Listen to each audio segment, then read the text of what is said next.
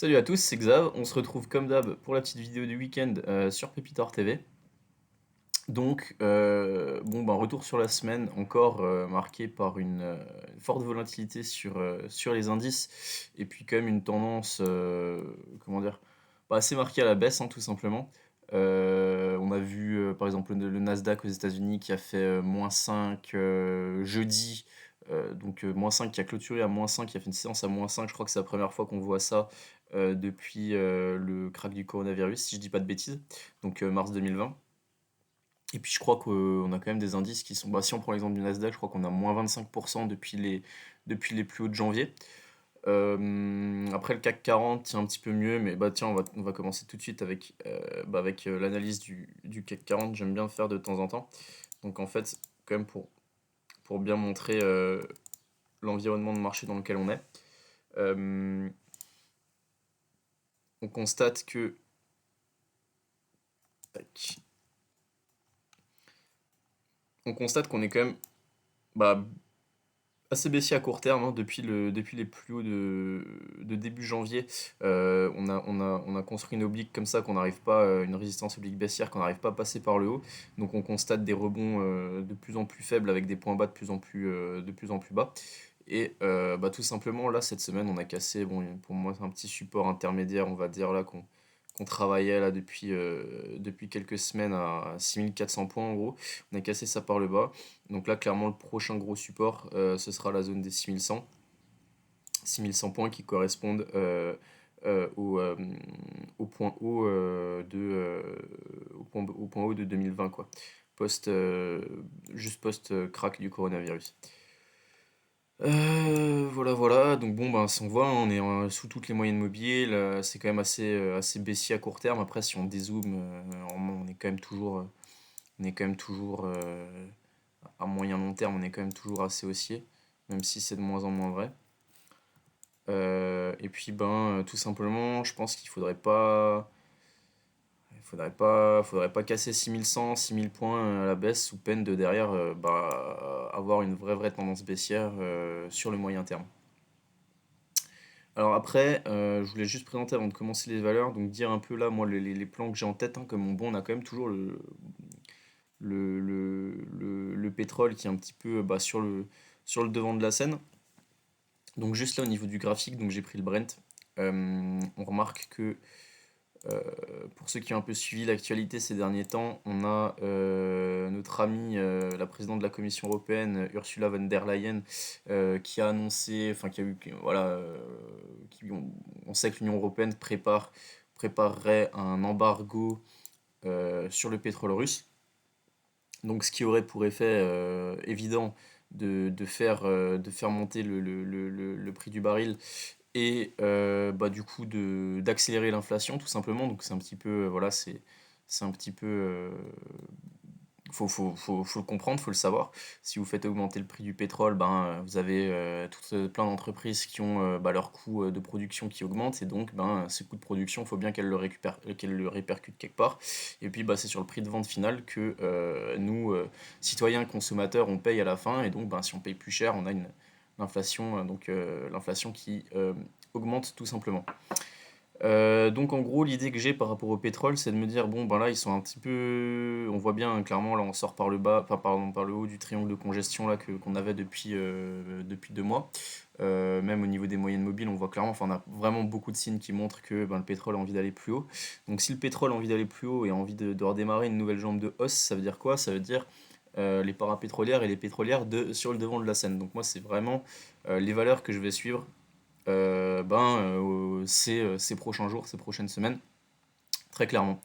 Après, au niveau de la liste, donc du coup, il y aura pas mal de pétrolières, pas mal de parapétrolières, et puis des valeurs qui surperforment, d'autres un petit peu moins, et certaines qui sont sur de gros supports. Donc voilà, on va voir un petit peu tout ça euh, comme d'habitude. En tout cas, voilà, c'est mon raisonnement là par rapport à ce qui se passe au niveau géopolitique, macroéconomique, au niveau du pétrole. Je me dis, le pétrole a envie de repartir par le haut, je vais aller sur des valeurs pétrolières, parapétrolières qui vont surperformer là où tout le reste est censé se faire dégommer. Donc on commence tout de suite. Alors avec Clarkson, je sais pas si j'en avais déjà parlé dans les vidéos. En tout cas, ça faisait un moment que je suivais plus trop la valeur. Et je me suis pas mal plongé dans les graphes là vendredi, donc là on est samedi, je tourne samedi. Donc vendredi soir en clôture, je me suis pas mal plongé dans les graphes. Et en fait j'ai remarqué que Clarkson, bon c'est assez volatile, mais on remarque que sur les 2 derniers mois en fait bah, ça tient, mine de rien, ça tient assez bien. Il n'y a pas non plus des volumes de fou, mais il peut, comment dire, on a vraiment un graphique qui tient plutôt pas mal et on est sur une valeur très spécu, ça peut aller très vite. Donc, pas mal d'éléments positifs quand même sur le titre, avec notamment le PDG qui rachète des titres à tour de bras et qui soutient vraiment le prix de son action. Donc ça, c'est un très très bon point pour la valeur qui m'a fait la rentrée bah, là dans ma liste. Donc je vais surveiller. Moi, ce que je vais surveiller à ce stade, c'est bon, beaucoup de volatilité. Donc là, c'est difficile de vraiment trouver un point. Par contre, à l'instant T, je veux dire de vraiment voir un point, avoir vraiment un point net et précis sur lequel rentrer. Par contre, je pense que si on repassait au-dessus des 3 euros, j'aurais peut-être un ordre. Je vais peut-être placer un ordre là pour la semaine prochaine. Pour après, derrière, aller viser peut-être 3,60. Voilà, voilà. Alors, SO, donc on est sur de la pétrolière. J'allais juste un petit peu le graphe. SO magnifique. Donc cette semaine j'ai pris le break là du coup de la conso à plat qu'on avait là depuis 2 semaines et demie. Donc le break des 53, 54 euros. On constate que le break s'est fait bah, le jour où on a eu les annonces de potentiel embargo européen sur le pétrole russe. Donc ce qui a fait exploser, bah là en l'occurrence SO. BIM non croisement haussier, M7, M7 M20, on repart à la hausse, on a fait 25% en ligne droite quasiment, si je dis pas de bêtises. Ouais voilà, même quasiment, même plus, même ouais, quasiment 26-27. Et donc ben SO toujours sur le devant de la scène, hein, mine de rien, bah, tant que ça monte, faut suivre. Par contre, il faudra faire attention, la semaine prochaine, le 13, il y aura les résultats du T1. Donc, qui vont évidemment être excellents, hein. Normalement, il n'y a pas trop de soucis là-dessus.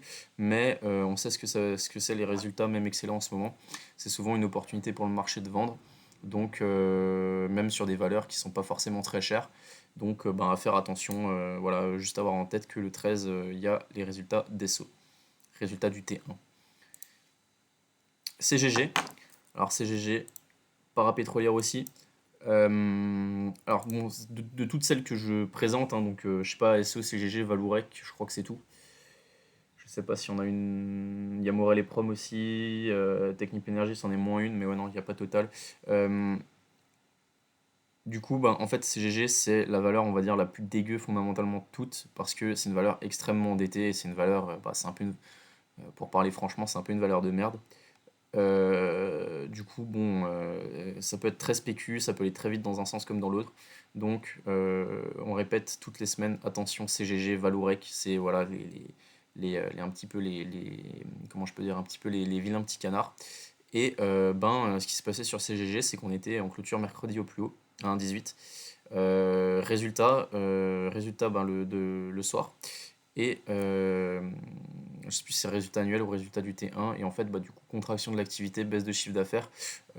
Assez bizarre dans un environnement où on a un pétrole qui explose et où bah, un CG, c'est une valeur quand même assez liée à l'évolution du prix du baril. Du coup, bah, moins 18 en ligne droite. On est allé tout simplement au niveau enfin, la zone du support, hein, entre 0,95 et 1 euro, quoi, qu'on travaille depuis des semaines. Et ben aujourd'hui, enfin vendredi, du coup, on a bien rebondi, on a repris 9%, et on voit qu'on a bien tenu cette zone. Donc, ben, mine de rien, tant qu'on tient 0,95, 1 euro, pas grand-chose à surveiller, ça reste assez positif sur CGG, et ça m'étonnerait pas que le cours reparte tout simplement reparte et casse ses plus hauts. Ubisoft, alors Ubisoft, incroyable. On était au plus bas, on a pris quasiment 50% en 2 semaines et demie sur une valeur, quand même sur 5 milliards de valo, Ubisoft, truc comme ça, donc assez énorme. Il y a juste pas eu un gros engouement spéculatif. On sait qu'à tout moment, enfin, on sait que c'est une valeur qui intéresse peut-être potentiellement beaucoup de monde pour un rachat, quoi. Il y a du volume. Alors après, moi ce que j'en dis, c'est que bon, là, à ce stade, on est vraiment parti sur un mouvement aussi fort et puissant, donc je pense pas que ça va s'arrêter comme ça du jour au lendemain. On a réussi à faire une double validation de la même 200. Donc là, ce qui peut être intéressant, c'est pour se positionner, c'est soit éventuellement faire un pullback sur la même 200, voire la M7, voire peut-être la M20 qui va suivre dans les prochains jours. Soit attendre, pour moi, il y aurait, alors je dézoome un petit peu, pour moi, il y aurait cette zone-là, on va dire les 53 euros. On voit hein, les plus bas de mai 2021, ici le point bas de juillet 2021 et là le bas du coup le point haut de 25 janvier, fin janvier, qui est du coup bah, une zone qui est beaucoup regardée, qui intéresse beaucoup de monde, que ce soit à l'achat ou à la vente. Et bah là, clairement, comme nous en dessous, ça fera office de résistance. Et je pense que si on arrivait à casser ça par le haut et après à s'extraire de ça et à continuer à le renosier, on aurait vraiment un changement de tendance moyen terme assez marqué. Et donc, Ubisoft deviendrait vraiment une valeur intéressante dans le cadre éventuellement de se laisser porter tout simplement, de faire du suivi de tendance, du trend following. Alors, Vallourec, du coup, parapétrolière aussi. Alors là, intéressant. Donc le pétrole est en train, comme j'ai montré avant, est en train de sortir par le haut. Donc si ça part vraiment, bah, toutes les valeurs parapétrolières et pétrolières devraient suivre. Et en l'occurrence, on remarque que on est juste du coup sous résistance pour Vallourec. Donc je pense que il y a des chances que ça reparte la semaine prochaine, les prochains jours. Toujours objectif, aller au niveau des 14,50 €, on voit vraiment la prochaine résistance. L'autre chose que je peux dire, c'est que on a vu pendant la conso là, du pétrole il y a 2 semaines et demie, on est revenu pile poil sur support, on a tenu les 10,50 €, on est reparti. Donc toujours très très positif sur Valorec. Tant qu'on a un pétrole fort, je ne vois pas pourquoi, tant que le pétrole ne veut pas vraiment consolider et au contraire veut repartir par le haut, je vois pas du tout pourquoi il faudrait se désintéresser de ce genre de valeur qui surperforme le marché tout simplement. Eurobio, Eurobio, donc valeur un peu thématique Covid, on a rien, pas grand chose à dire, hein, si ce n'est que on avait bien tracé ce support de 17 euros, on a bien rebondi dessus, on est bien reparti. Donc là, il va falloir que la valeur construise. Ça va prendre du temps sûrement avant de repartir éventuellement ou de revenir sur le support. Donc c'est juste rien de vraiment très spécifique à dire là-dessus. Moi je les garde toujours dans ma liste parce qu'avec ce qui se passe en Chine, donc là il y a voilà, tous les confinements, je pense que maintenant tout le monde est assez au courant que la Chine apparemment il y aurait une recrudescence, applique la politique du Covid 0 et on assiste à des confinements assez drastiques à Shanghai notamment, on parle d'un confinement potentiel sur Pékin. Donc peut-être qu'il se trame autre chose là-bas, et c'est clairement Eurobio, Biodenex, c'est clairement deux valeurs que même si je les traite pas, je garde dans ma liste parce que je veux les avoir tout le temps devant les yeux. Donc Biodenex pareil, hein, pas grand-chose à dire, c'est assez neutre la tendance, il se passe pas grand-chose, il n'y a pas de volume. Je garde juste dans ma liste pour histoire de l'avoir quoi. Ah oui d'ailleurs, c'est la seule chose que je voulais dire au niveau du Brent, je reviens juste vite fait dessus, c'est que là on part par le haut, donc c'est bien parce que, enfin c'est bien. C'est bien pour les valeurs, pour les parapétrolières, mais c'est quand même assez moyen pour l'économie parce que c'est un catalyseur de l'inflation, quoi. Donc déjà on en a beaucoup et qu'elle est quasiment incontrôlée, le fait que le pétrole reparte à la hausse, ça va pas aider. Par contre, ce qu'il faut surveiller aussi, c'est que ce qui pourrait justement impacter, faire baisser justement la demande et du coup faire baisser le prix du baril, ce serait là la situation, ce qui se passe en Chine, quoi. Si on a le pays qui continue vraiment les confinements, qui continue un petit peu de bloquer son économie, la demande en pétrole chinoise pourrait baisser et donc du coup ça pourrait avoir un impact négatif sur l'évolution du prix du baril. Donc c'est quelque chose qu'il faut surveiller aussi, la situation chinoise, si on veut jouer un scénario où le pétrole part par le haut et du coup on s'intéresserait aux valeurs parapétrolières. Voilà, voilà, c'était juste le petit aparté. Alors Katana, en daily, on n'est pas sur un... Comment dire? On voit qu'on n'est pas sur un super niveau, on sait pas vraiment un support, pas vraiment on se dit que ça peut aller plus bas. Je vais juste montrer le graphe hebdo après, c'est ça qui m'intéressait. Si jamais on voulait vraiment aller plus bas, il y aurait vraiment la M200, je pense, à payer, parce que Katana ça reste une super super super valeur. Je pense qu'il y aurait beaucoup de monde qui serait intéressé par cette zone-là, voire les 6 euros, 6,80 €, 6,60 €. Après, là, ce qu'il y a sur Katana, c'est que on est quand même juste sur la M20 hebdo. Donc je me dis que peut-être, on a peut-être fait un point bas là, à très court terme et que ça voudra rebondir la semaine suivante. Alors, j'ai rentré cette semaine SII. Donc je connais pas du tout la valeur, mais comme dit, j'ai regardé beaucoup les graphes et je trouvais ça super intéressant parce que on est sur une vraie grosse tendance haussière depuis 2 bonnes années en fait. Et le titre tient vraiment super bien malgré le contexte actuel. Donc c'est des valeurs, les valeurs qui surperforment sera amené à surperformer encore plus le jour où on a un regain de positivisme sur les indices et sur l'économie mondiale. Donc là, bah, ce qu'il faudrait surveiller, ce sera la breakout des 50 euros pour éventuellement se laisser porter, prendre une ligne et après bah, se laisser porter hein, tant que la tendance reste très haussière comme ça.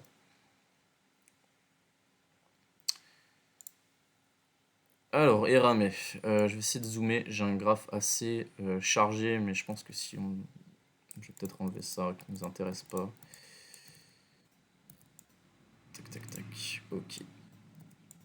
Donc, Eramé pour moi, ce sera vraiment une valeur qui va m'intéresser entre, on va dire, allez, grosso modo, entre 120 et 115. Là, on est à 126 actuellement.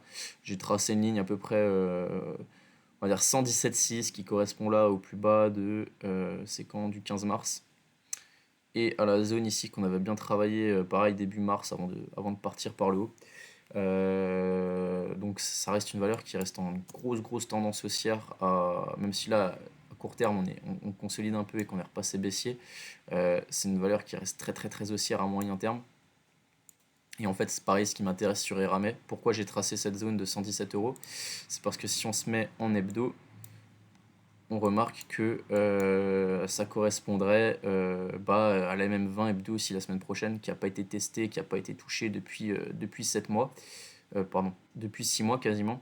Et donc, ce serait une zone, je pense, super intéressante pour faire un achat et enfin, comment dire, avec un stop bah, très facile, quoi. C'est-à-dire que si on veut pas rebondir sur cette zone-là et qu'on casse, on perd pas grand-chose à sortir comme on est rentré, bah, du coup, assez bas, assez proche du support. Voilà, c'était un petit peu mon analyse pour Eramet. Et après, l'objectif, c'est de rebondir, de repartir. Et une fois qu'on repart, une fois qu'on commence à être en plus-value, là, réfléchir à bah, trouver une porte de sortie.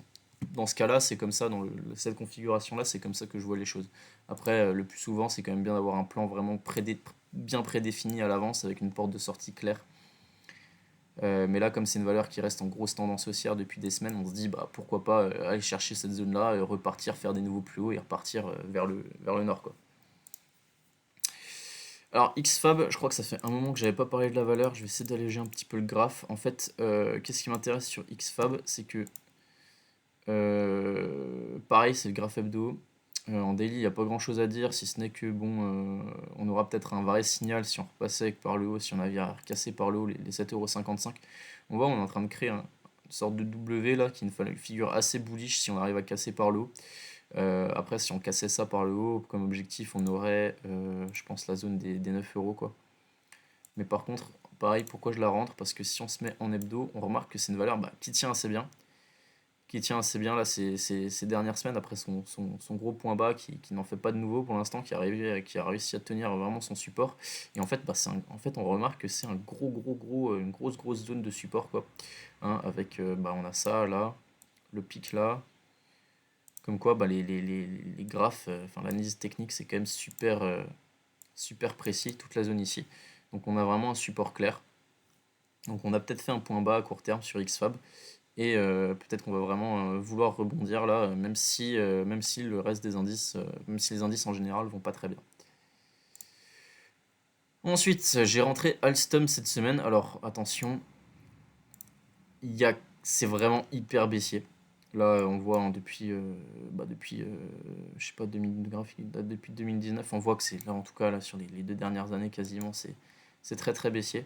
Par contre, si on zoome un petit peu, on remarque qu'à court terme, très court terme, il y aurait peut-être quelque chose à jouer sur Alstom parce que on a ça en gros là, à casser par le haut, pour peut-être aller viser du coup la zone j'ai tracé les 27 euros, mais j'aurais presque envie de mettre ça là. pour aller viser, on va dire, entre 27 et 28 euros. Mais en fait, pourquoi? C'est intéressant d'avoir ce genre de config parce qu'on a ce genre de config sur une valeur comme Alstom alors qu'on a des indices qui sont pas bons avec un CAC qui en baisse. On remarque qu'Alstom, mine de rien, ces 2-3 dernières semaines, tient plutôt bien sur ces niveaux-là. Donc peut-être que même malgré je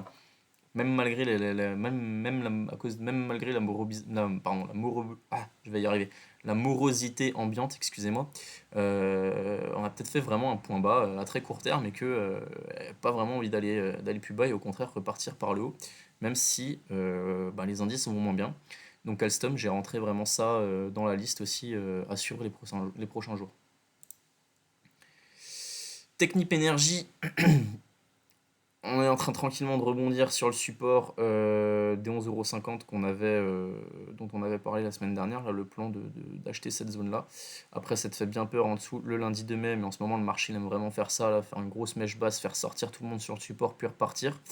Du coup, prochaine étape, éventuellement casser les 12,70 € pour après repartir encore plus haut. Morel et Prom, c'est celle qui, des valeurs pétrolières parapétrolières, c'est celle qui a le plus de mal en ce moment. Donc on est... ouais, non, il y a CGG aussi, excusez-moi.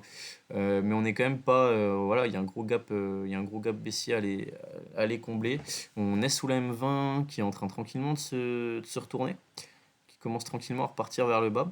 Alors ce qui est dommage, c'est qu'on a testé une fois, donc mercredi, jeudi, vendredi, on a testé 3 fois, on n'a pas réussi à repasser au-dessus. Donc est-ce que c'est un signal de faiblesse? Est-ce que tout simplement est-ce que je me trompe et la semaine prochaine ça va repartir vraiment à la hausse? Tous les cas, valeur à surveiller. Assez compliqué de donner une porte d'entrée là dans les conditions, dans la configuration technique actuelle. Mais si je vois quelque chose, si j'ai une idée d'ici la semaine prochaine, en fonction de comment ça évolue, je publierai sûrement sur Twitter. Du coup, voilà. Après, si on se dit, si on part du principe qu'on est peut-être genre dans un range là, entre, on va dire 4,60 € et 4,10 €, peut-être se dire que si elle veut retourner sur le bas du range 4,10 €, semaine prochaine ça correspondra à un contact avec la même 50 et qu'en plus ce sera une opportunité de repasser à l'achat sur un support. Alors, Ipsen, du coup, toujours en zone d'achat, hein. Elle veut pas vraiment aller tester, toucher les 93 € là pour l'instant, elle l'a toujours pas fait. En tout cas, 93 €, je pense que ce sera un très bon point d'entrée pour espérer un rebond, hein, même si la tendance reste baissière à court terme. On voit, hein, ce serait vraiment un super super point d'achat là, la zone actuelle. Puis en plus, il y a la M200 quasiment juste en dessous. Donc Ipsen, gros support à éventuellement mettre à profit. Notre ami Galapagos ne veut pas rebondir, donc à ce stade, valeur qui ne m'intéresse plus. Pas. Assez surpris du sortie par le haut, retour au plus bas comme ça, sans rebond, enfin sans rien, assez super compliqué à trader. Donc à ce stade, je ne fais rien, continue de suivre la valeur parce que j'aime bien les fondamentaux. Si vraiment on voulait revenir encore plus bas, je pense là il y aura un gros support sur 52,50 à peu près là. On voit une mèche ici, deux mèches là. Quand on a fait le breakout, c'était là. Puis là, on a fait un pullback dessus. Est-ce qu'on voudrait pas refaire un pullback derrière repartir? Je sais pas. Assez compliqué de. Vraiment un gros manque de visibilité sur cette valeur là. Je sais pas trop quoi dire. Ça reste assez neutre. Voilà, juste à surveiller. Atos, j'en ai parlé cette semaine enfin vendredi sur Twitter. Je suis passé à l'achat là, en gros, dans cette zone sur là 24,40, je crois que c'était, aux alentours de la même 7. En fait, ce que j'avais bien aimé avec le mouvement, c'est qu'il y a beaucoup de gens qui en parlent, qui en ont parlé là depuis quelques semaines sur Twitter. Alors bon, Atos, ouais, c'est une valeur, c'est quand même, on baisse depuis des années et mine de rien, c'est quand même devenu vraiment pas cher. Il y a pareil, c'est une valeur qui pourrait se faire racheter. Il y a pas mal de rumeurs d'OPA. On voit qu'on a une grosse oblique baissière comme ça là. Donc ça, ce sera vraiment ce qu'il faudra casser pour aller chercher dans un premier temps. Moi j'aurais dit 29. On peut voir aussi voir le verre plutôt à moitié plein et se dire 31. En tout cas, la zone entre 29 et 31, ce sera vraiment le premier objectif pour les gens qui ont acheté récemment. Et là, je vais essayer d'expliquer pourquoi je suis passé à l'achat moi maintenant. Parce que le mouvement, je peux pas zoomer un peu plus. Voilà. Parce que bon, le mouvement, je l'ai pas pris. Pour moi, ça allait trop vite. Et puis, bah, j'étais pas, voilà, j'avais pas le bon timing. Donc après, moi, ce que j'aime bien sur ce genre de mouvement, c'est que souvent, quand on est vraiment très baissier comme ça, à un moment, on arrive à repasser au-dessus de M7, M20, à faire un croisement haussier. Mais après, souvent, ça bloque encore sur la M50 qui reste quand même assez baissière. Là, c'est à peu près ce qu'on a fait, hein. C'est que bah, on a vraiment bien bloqué dessus. On est reparti par le bas. On était sorti une fois des bols de Bollinger. Et derrière, moi, ce que j'aime bien, c'est cette config. C'est on fait un rebond tech, on sort des bandes de Bollinger, on fait un contact MM50 et on revient sous la bande de Bollinger et tester MM7 avant de, théoriquement, si c'est vraiment son moment, bah, la valeur va repartir, quoi. Donc là, achat intéressant, et si ça veut pas repartir et que ça revient sur la M20, etc., et que ça veut et qu'on voit qu'elle montre des signes de faiblesse et qu'elle veut peut-être retourner sur ses plus bas, alors enfin, ce que je veux dire, c'est que là, si le point il tient pas, là, le point d'achat il tient pas à 24,40, faut pas s'acharner sur une valeur qui est très très baissière comme ça. Faut pas hésiter à couper et à revenir plus tard. Donc là, moi, c'est là la config que j'aimais bien, c'est-à-dire sortie par le haut des bandes de Bollinger, contact MM50, on passe pas, on consolide, on revient faire les choses proprement, on vient tester MM7 pour éventuellement repartir. Donc là, moi, je joue éventuellement le rebond pour repartir et voir casser la résistance oblique baissière ici. Neoen, j'en parle pas mal depuis plusieurs semaines. J'aime bien la config, ça tient bien. Ça tient bien, c'est assez neutre, ça tient bien. On a clairement une zone de résistance à casser par le haut pour derrière enclencher un mouvement aussi plus puissant. Donc à ce stade assez neutre. Surveiller éventuellement la cassure des 41-40. Mais là, je vois plus le truc comme une zone d'achat là on va dire, on est sur un petit support intermédiaire et en plus sur MM50. Donc voilà, pour ceux que ça peut intéresser. CAC 40, on en a déjà parlé. Soitec, c'est de mieux en mieux la config technique. Alors, Soitec, ce qui est bien, c'est que clairement là on a un support vraiment établi, on va dire sur 150-152 euros. Et puis ben, résistance maintenant du coup dans cette zone là, 175 à peu près. Donc là, deux choses. Soit on va venir chercher la M20, la M50, on va repartir, on va essayer de break ça et d'aller plus haut. Donc en objectif, on aurait quelqu'un qui veut acheter Soitec maintenant, faut qu'il ait, je pense, l'objectif, ça va être la clôture du gap de janvier à 201,04 €, 201,40 €, pardon. Soit deuxième scénario, c'était encore trop tôt pour breaker cette résistance. On revient tester le support et éventuellement derrière on repartira. OVH Group, en fait, pareil, je connais pas trop le truc. Je crois qu'ils font tout ce qui est le cloud européen. Enfin, c'est un gros groupe français. En fait, ce que j'aime bien, c'est que je suis tombé sur le graphe là du coup ce week-end un peu en creusant toutes mes différentes lignes. Et ben, on est sur un gros support. Donc là, quelqu'un qui s'intéresse à la valeur, bah, c'est forcément une zone à payer avec un super ratio gain sur risque parce que ben, si ça tient pas, ciao, faut pas chercher à comprendre et prendre sa petite perte, quoi. Donc ouais, pas grand chose à dire d'autre sur là, c'est plus histoire de montrer un graphe où on est vraiment sur un gros support. Donc bah, les gens qui font de l'achat support, euh, qui font ce genre de stratégie, ben c'est pour vous. Médian technologie, vous savez maintenant, au fil des semaines, valeur que j'apprécie titre personnel énormément. J'en ai pas en portif parce que ben, techniquement c'est dégueu, qu'on est vraiment plongé dans une tendance baissière assez marquée. Éventuellement, si on dézoome un peu, on peut voir une sorte de... Bon là on a une oblique sur laquelle on avait rebondi pendant la première partie enfin pendant le crack post-invasion de l'Ukraine par la Russie. On est revenu sur cette oblique depuis. Et en fait, bah, mine de rien, moi, ce qui me fait ne pas être très positif en ce moment sur Médian Technologies, c'est que déjà, on a échoué à repasser la même 200 et du coup à repartir derrière. Il y a eu des résultats qui ont été bah, vendus par le marché, qui ont été un petit peu en dessous des attentes. Résultat du T1 2022. Et puis, ben, même techniquement, bah, c'est une valeur qui tient pas trop parce que bah, on est quasiment revenu des plus bas de mars, là où d'autres valeurs tiennent beaucoup beaucoup mieux. Donc Median Technologie, valeur qui est assez sanctionnée en ce moment par le marché. Pareil, si on se met en hebdo en plus.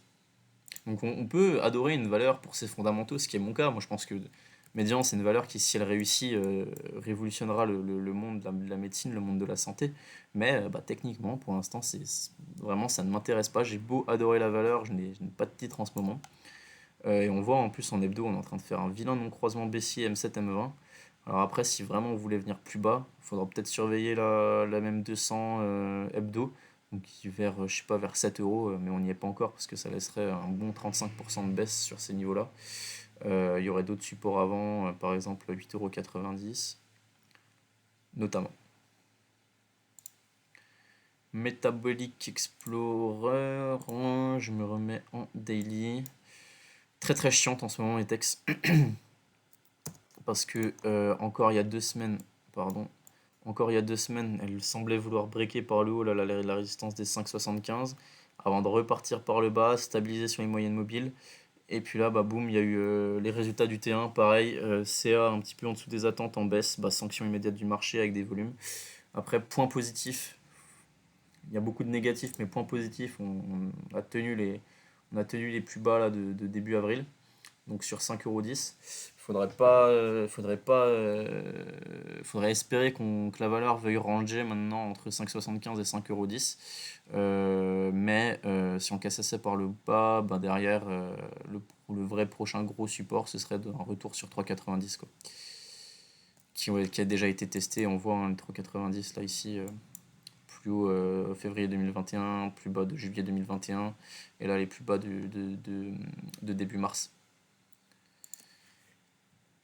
Et je finis avec une petite valeur dont j'adore le graphique là, à court terme, je sais pas si j'en ai déjà parlé là, les semaines précédentes, mais Rocktool, on est vraiment dans un canal haussier là, court terme, assez beau. Alors faut faire attention, c'est super volatile. Il n'y a pas des volumes de ouf, c'est assez liquide. Par contre, c'est une toute petite valeur. J'aime beaucoup la techno. Je me dis que c'est un truc, pareil, je crois qu'on doit être sur 15 millions de valorisation. Je me dis que c'est un truc qui a quand même des partenariats avec des grosses boîtes genre Saint-Gobain et tout ça. Je me dis que c'est quelque chose qui, bah, si ça réussit, ça peut être un super dossier, comme on en a connu peu sur Euronext, qui puisse, voilà, vraiment un dossier avec énormément de potentiel qui puisse faire une hausse à plusieurs centaines de pourcents sur quelques mois, quoi, le jour où le marché l'aura décidé. En tout cas, le truc qui, moi, me fait mettre cette valeur dans ma liste et qui me donne très très envie d'acheter, c'est que déjà, on est vraiment dans un canal assez propre. On voit qu'on est au-dessus des moyennes mobiles, la MM200 fait vraiment vraiment support. On est au-dessus d'M7, on est au-dessus d'M20, et puis surtout, bah, ça tient super bien quoi, malgré le contexte actuel. Ça surperforme même très nettement parce qu'on fait des plus hauts de plus en plus hauts et des plus bas de plus en plus bas. Donc Rocktool, valeur que je rentre clairement dans ma liste. Là, si vraiment le marché est très très gentil et qui pouvait me donner une opportunité d'achat sur 3,60 €, 3,50 €, je serais très très content. Ça m'embête un peu parce que je l'ai observé toute la semaine et toute la semaine dernière. Et j'étais là en mode putain, faut absolument que j'achète les 3,50. Et la mèche ici, là, sur les 3,40 m'avait refroidi. Je me suis dit putain, ah, ça veut peut-être casser et ça veut peut-être refroidir. Et puis non, finalement, c'est reparti et on a fait une journée, je crois que c'était jeudi, on a fait plus 16% quoi.